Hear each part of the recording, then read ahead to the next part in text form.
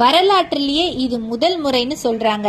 50 வருடத்துல இப்படி ஒரு புயல் தமிழகத்துல வந்ததே இல்லையா. 500 கிலோமீட்டர் தூரத்தை கடக்க 5 நாளா?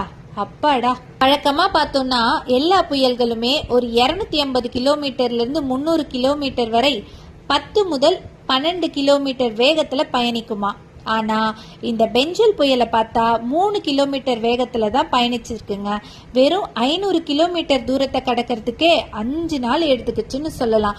ஏன்னா இது நின்று ஒரு இடத்துல நிலையா நின்று கடந்துச்சுன்னு சொல்லலாம். எப்பவுமே புயல் உருவாகிடுச்சுன்னா அது உருவான நாள்ல இருந்து 3வது நாளே வலுவிழந்துடும்.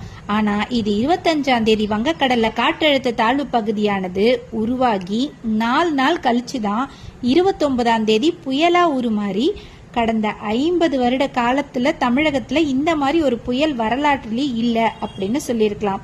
அதாவது மெதுவாக நகரும் ஒரு புயல்